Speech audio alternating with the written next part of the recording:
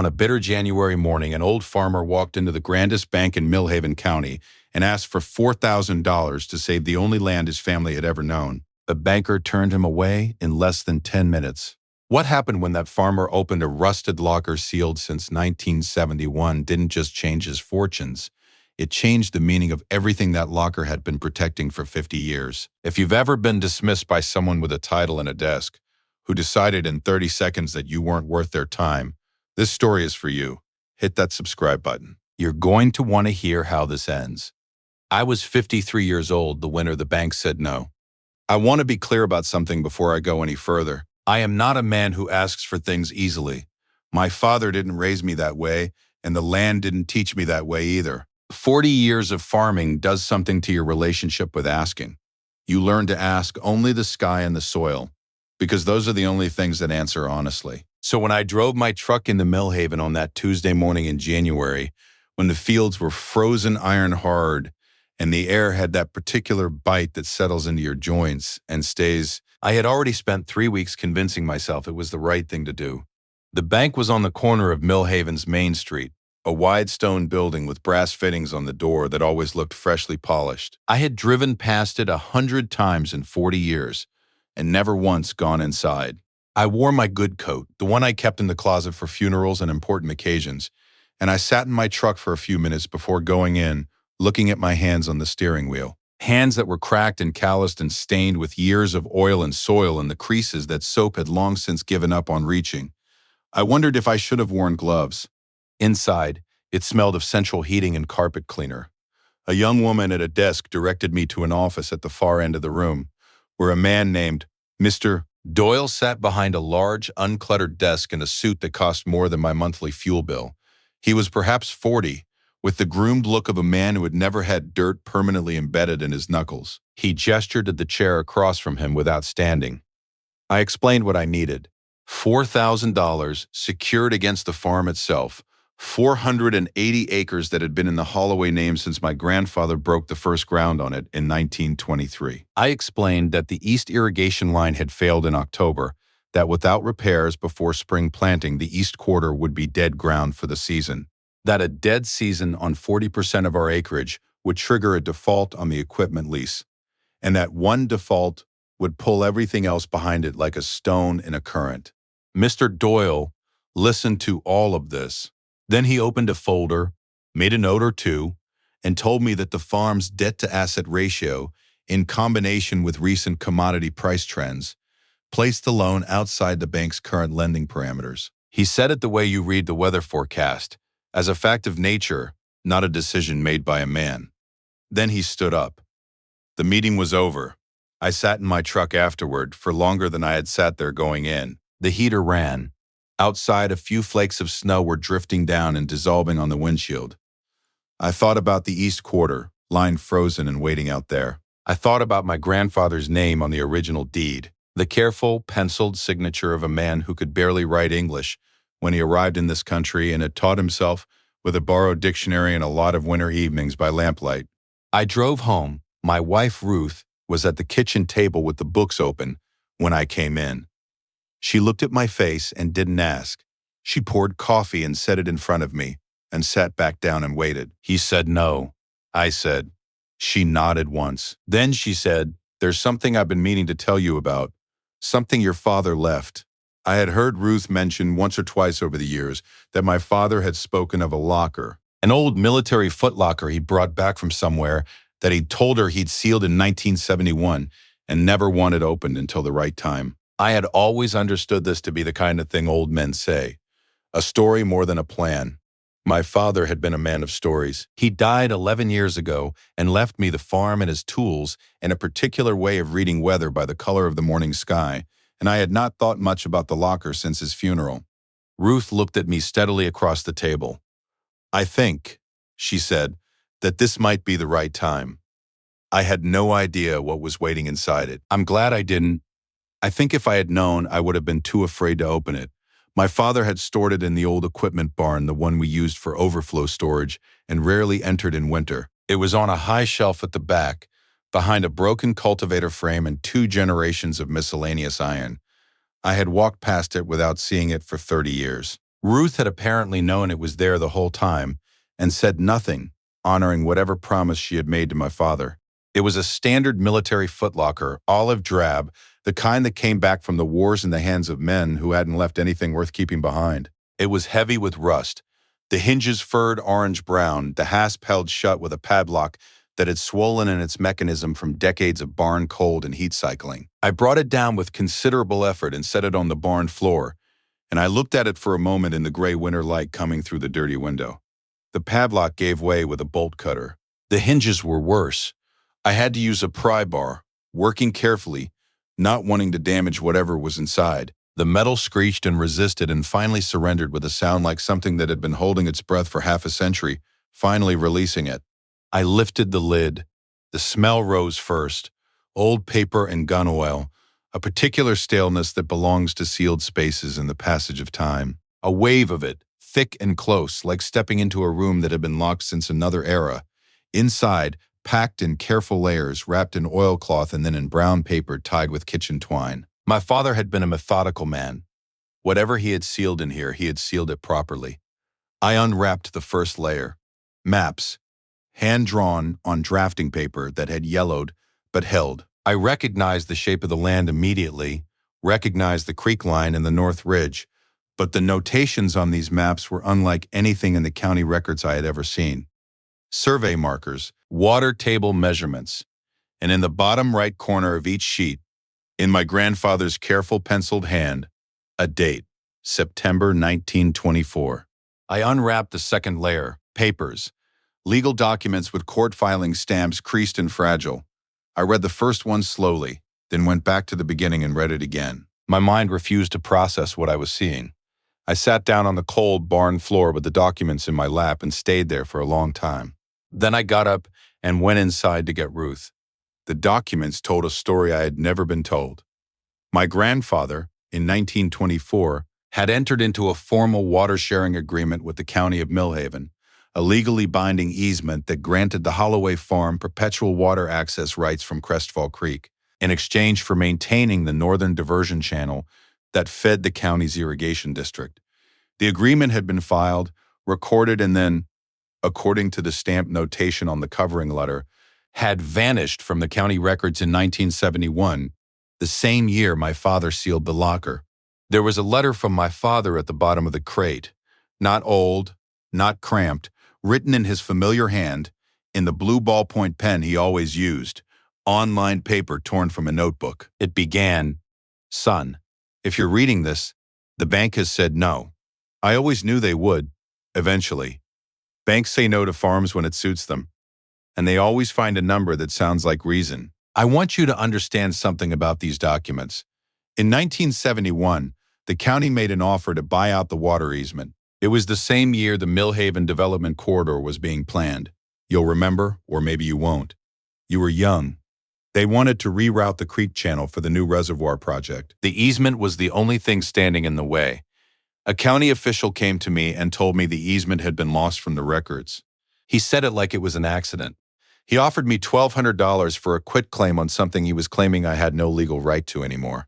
I told him that was interesting because I had the original documents right here in my hand. He said the offer was $1,200 and the alternative was a long legal process I could not afford. I told him I would think about it. I never quitclaimed.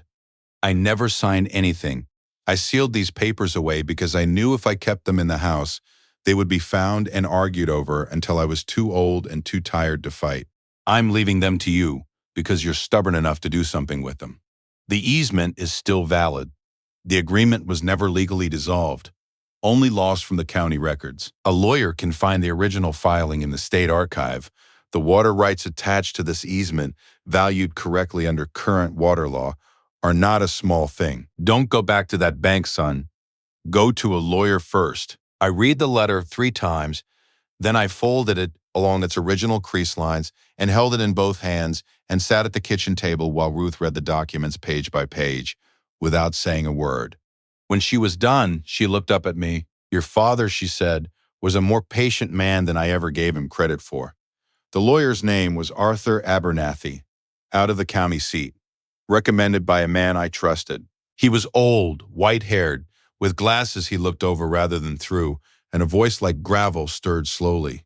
His office smelled of old paper and furniture polish. He read the documents for 45 minutes in complete silence while I sat across from him and watched the winter light move across his desk. Then he set them down, aligned them carefully, and looked at me over his spectacles. "Mr. Holloway," he said, "this easement was filed with the State Land Office in September of 1924. State filings do not lapse due to absence from county records. The county cannot claim it was dissolved when there is no dissolution instrument. Whoever told your father that easement was gone in 1971 was either badly mistaken or deliberately misleading." He let that sit. The water rights attached to this agreement under current state water valuation code represent a substantial and legally defensible asset. The Millhaven Reservoir Expansion Project, the current one, not the 1971 proposal, requires access to exactly the water corridor your easement governs.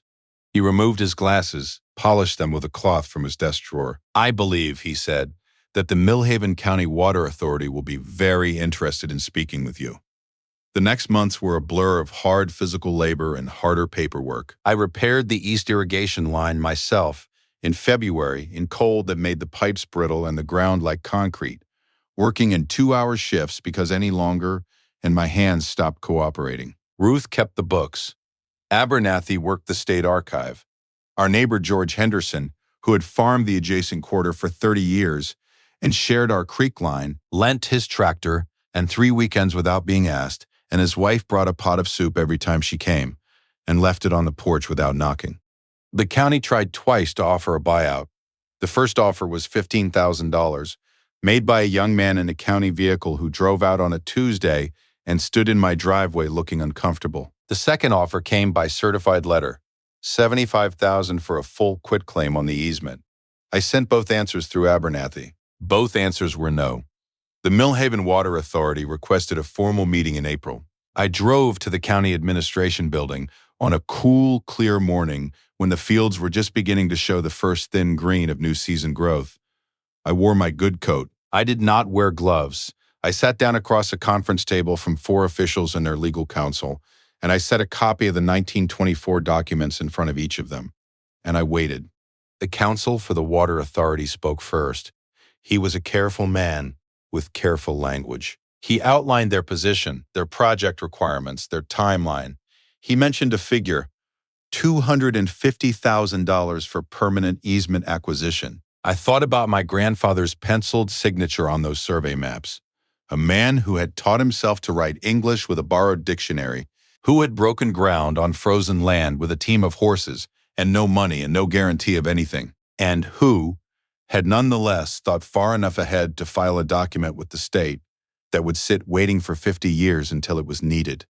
I thought about my father sealing that locker in 1971, closing the lid on a long patience. I thought about Mr. Doyle's uncluttered desk and the 30 seconds it had taken him to decide we weren't worth the trouble. Then I said, "I'm not selling the easement. I'm prepared to offer a structured lease, renewable every 20 years with terms." The room was quiet. "The terms are these.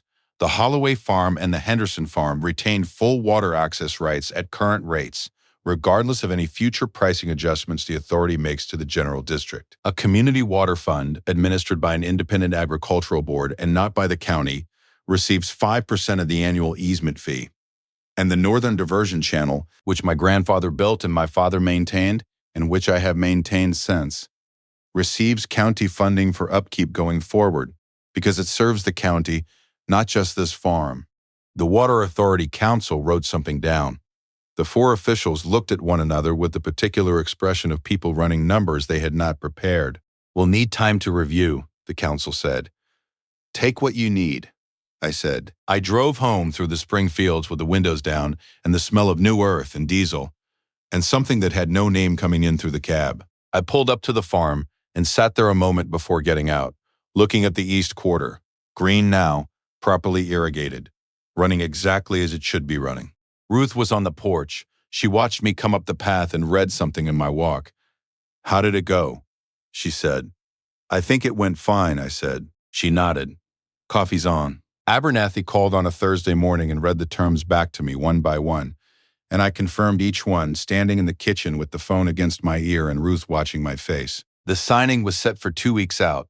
The easement lease fee, calculated against current water rights valuations, and the scope of the authority's expansion project, came to a number that made Abernathy pause before he read it and made me set the phone down on the counter for a moment after he did. I walked to the equipment barn that afternoon, walked to the back, past the cultivator frame, to the shelf where the Foot Locker had sat for 30 years without my seeing it. The locker was on the barn floor now, lid open, empty. I looked at the bare shelf above it. Then I looked at the locker. My father's letter was still in my coat pocket. It had been there since the morning I read it, and I had not taken it out. I pulled it out now and unfolded it and read the last paragraph again. Don't go back to that bank, son. Go to a lawyer first. And then, in the final line, in his blue ballpoint pen, the land knows what it's worth, even when the people on it forget. I folded the letter back along its creases and put it away. Then I went inside for coffee. The East Quarter ran full that spring, the best season we had seen in 7 years, as it turned out. The rains came right, the prices held, and the irrigation line ran without a single problem from planting to harvest. George Henderson finished his season well, too, and in October he drove over with a bottle of something aged, and we sat on the porch in the cold and said very little and didn't need to. I still go out to the equipment barn sometimes in the early morning, when the light is just coming through the dirty window and the cold air smells of oil and rust and old wood. I stand where the Foot Locker used to sit on its high shelf, and I think about patience, about what it means to seal something away and trust that the right time will eventually come, about a man who couldn't write English when he arrived in this country and who nevertheless filed a document with the state in September of 1924 that sat in a government archive for 100 years waiting to be found. 50 years is a long time to keep a secret.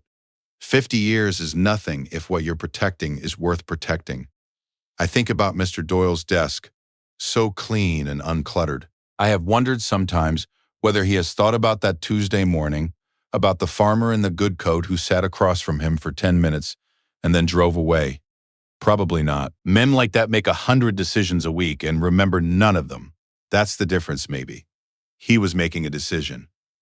I was living one. I'm not telling you this because I think everyone has a military footlocker on a high shelf with a document inside that will change everything. Most of us don't. I'm telling you because of what my grandfather understood and what my father understood and what I had to be shown the hard way. That value doesn't announce itself. That the most important things are often the things that have been sealed away and forgotten, waiting for someone stubborn enough to go looking. The bank said no. The land said otherwise. Tell me in the comments, has anyone ever dismissed something of yours as worthless that turned out to matter more than anyone knew? I want to hear about it. I read every single one. Thank you for listening.